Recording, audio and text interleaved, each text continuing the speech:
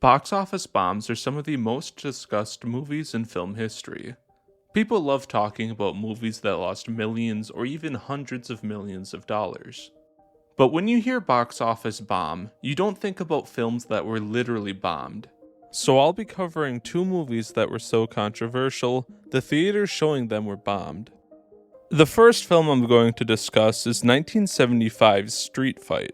The film was produced and directed by Ralph Bakshi, most famous for his animated films Wizards and Fritz the Cat. It features a mix of live action and animated segments, and starred the legendary singer Barry White, Philip Thomas, Charles Gordon, and Scatman Crothers. The movie satirizes a bunch of things, but especially Disney's controversial film Song of the South, the Godfather movie, and various racial stereotypes. The plot of the movie revolves around a story within a story. The live-action segment is about two men who set out to bust their friend out of prison. While the prisoner is waiting to get out, another prisoner who's escaping with him tells a story about three brothers: Brother Bear, Brother Rabbit, and Brother Fox. This story is the animated segment of the film, though the animation mixes in some live action. Like Disney's Song of the South, it's an adaptation of the Brother Rabbit story. Before we get into the controversy, it's worth it to look at the background of the director. Ralph Bakshi was born into a Jewish family in Palestine before moving to the United States. He lived in Foggy Bottom, a neighborhood in Washington, D.C. According to Bakshi, all of his neighbors were black, his classmates were black, and he watched black films in theaters. Bakshi fit in so well, he considered himself to be just another black kid. However, this was back in the 1950s, and racial segregation was still legal. Bakshi had attended a black school, and stated that he had little problems from other students. One teacher, however, called the police. Not wanting a Jewish kid to be in the segregated school, the police removed him from the classroom to avoid possible civil unrest. These events helped inspire Bakshi to make Street Fight. There are many stereotypes present in the film that depict a lot of groups, including but not limited to Italians, women, Jews, African Americans, European Americans, Southerners, the police, gays, Baptists, and the mafia. But Bakshi didn't intend for the film to be against any specific group, stating that the film was only anti-bullshit. Mild spoilers ahead, but do keep in mind if you want to watch the film that it's intended for mature audiences only. Bakshi stated that he wanted to criticize negative elements of society, especially criminals and con men. For example, there's an antagonist in the film called Black Jesus, who portrays himself as a sort of savior figure for the black community. What the brothers realize, however, is that Black Jesus is a con man, and after every sermon he performs, he steals the donation money and keeps it for himself and a small group of his followers. Bakshi based this character off of real life, as according to him, there were some black revolutionaries who joined the civil rights movement only for money and fame, not to help out other people. He also stated he wanted to portray both the positives and negatives of ghetto life, as only portraying the positives wouldn't make for a good movie. Regardless, the stereotypes in the film attracted a lot of negative attention and controversy. Bakshi was surprised at how immediate the controversy was, as even before the film was released, it was already being protested. During an early screening, things got chaotic. Animator Izzy Klein was in the audience, and he described what went down. As soon as the movie ended, booing broke out, and a small group of black protesters stormed the stage and began debating with Bakshi about the film. One person stated that the film was inaccurate, as most black people lived in apartment housing, and only Jews in Russia and Poland live in ghettos. Bakshi countered by stating that only about 15% of black people lived in nice housing, which is in line with his earlier point about wanting to portray the negative aspects of ghetto life. One man asked Bakshi, "Have you ever been in a black church and heard a preacher say, 'mother'?" in reference to a scene in the film. One man said, "If I have anything to say about it, Paramount will never release this film." Paramount was the company that was originally set to release the film to theaters, but it seemed like at that point they had already backed out, as Bakshi responded by saying that it wasn't a Paramount film anyway. When Bakshi was accused of making films solely to make a profit, he denied that he had ever made money off of his movies. One guy apparently had a billy club in his hand that he slapped his palm with menacingly. Klein also noted that nobody in the crowd stood up for Bakshi, which he said was good since it probably would have started a fight. Bakshi was visibly pale and shaking after the debate ended. There seemed to be conflicting accounts about these protests, as Bakshi stated that only a small number of people opposed the film and most applauded it, while others disagreed over the extent of the protest. The most notorious protest would occur at a theater in Brooklyn. There, protesters threw smoke bombs into a showing of the film. The New York Times also reported that there had been at least 6 bomb threats connected with the movie. Elaine Parker, chairman of Harlem's CORE, or Center on Racial Equality, stated that if the film was released, there's no telling what we might do. Charles Cook of Los Angeles' CORE said that they charged Bakshi and the producers with high crimes against black people. Despite the protests, the film also had its defenders. Eddie Smith of Hollywood's National Association for the Advancement of Colored People said that the film was very good and not a put-down of black people. African-American newspaper Amsterdam News gave it a positive review. Philip Thomas and Charles Gordon, the film's stars, defended the movie as well. Charles stated, "I know Bakshi, and he would never be interested in doing anything racist. He's making a statement about society as it is." Philip said that while the film did have negative depictions of black people, that it was still an honest depiction of America, since these people existed in real life.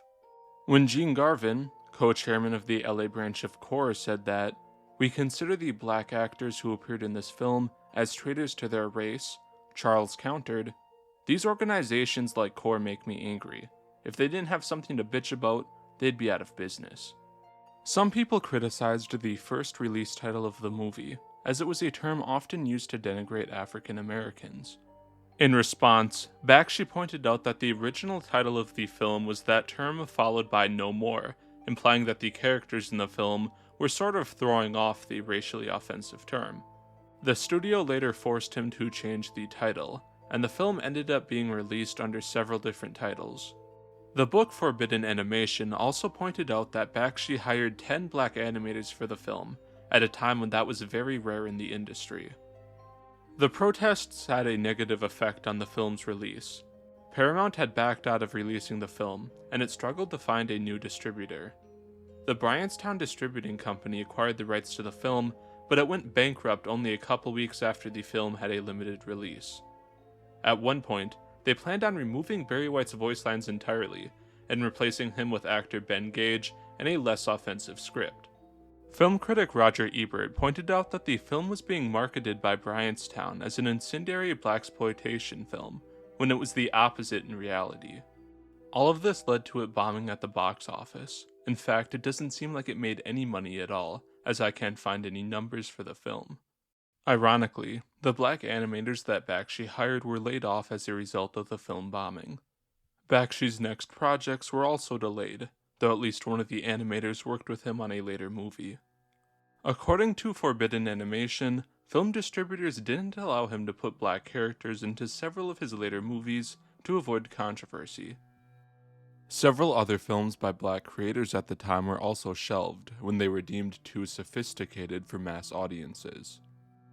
At the time, Bakshi was dejected by the backlash against the film, even admitting to crying when Paramount dropped the movie. But in a 2006 interview, he stated that he had gotten many emails from young people around the world telling him how much his work meant to them. Having his film speak to a new generation of young people made him feel vindicated.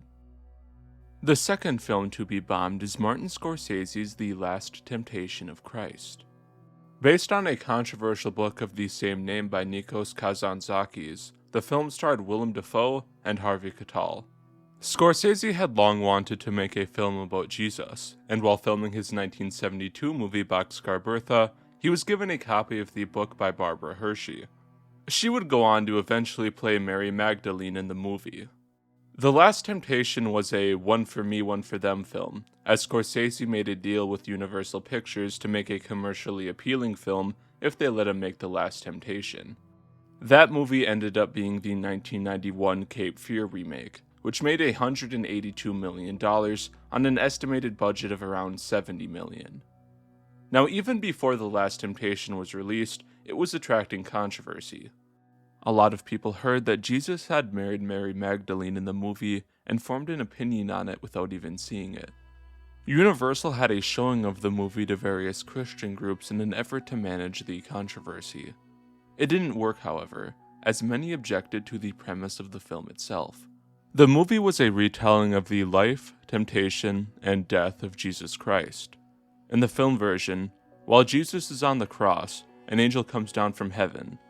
The angel states that God has decided to save Jesus and tells him that he isn't the Messiah. He is then taken down from the cross and is free to live his life. Afterwards, he is shown marrying Mary Magdalene and later 2 other women given to him by the angel after she dies. Years later, the angel that saved Jesus is revealed to have actually been Satan.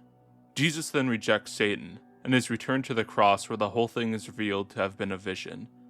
The rest of the story plays out just like it does in the Bible. Jesus dies, redeems mankind, and defeats the last temptation that Satan sent at him. An estimated 25,000 people protested the film in front of Universal Studios. One man named Bill Bright offered to purchase and destroy every copy of the film from Universal. In multiple countries like Turkey, Greece, and Chile, the film was banned. And I think I have something to say because Kazantzakis was Greek, unfortunately. While protests and debate in America were widespread, things in France reached a boiling point. Shortly after midnight, an incendiary device ignited under a seat in St. Michael's Cinema, located in Paris. The bomb had been planted in a less supervised theater, and although St. Michael's was showing The Last Temptation, the bomb was in a theater that was showing a different movie. 13 people were injured, including 4 people who had severe injuries. The theater ended up being closed for 3 years to repair severe damages. It wasn't the only attack on a French theater. That same year, a woman died of a heart attack after fleeing a tear gas bomb planted in a showing of the film Story of Women. That film was about a woman named Marie Giroux, who was executed by the Vichy French regime during World War II. In the aftermath, the attack on St. Michael's was blamed on multiple groups. Eventually, 5 members of the General Alliance Against Racism and for respect of the French and Christian identity were given suspended prison sentences and fines. According to the New York Times, the film was only shown in one theater in Paris afterwards that was under heavy police protection. The number of French theaters showing the movie outside of Paris dropped from 50 to only 20 after the attack.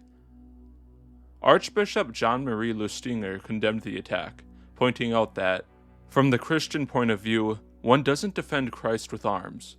Christ himself forbade it. The film did end up making a profit at the box office, as it grossed $33 million on a budget of around $14 million. Although it made some money, the movie rental chain Blockbuster refused to carry the film in stores. Additionally, multiple cities across America like New Orleans, Oklahoma City, and Savannah, Georgia banned the film from showing in theaters. In the years since the film was released, both the book and the film have received much more acclaim. While it also received some theological backlash, Scorsese's later film Silence is widely considered as one of the greatest Christian films of all time.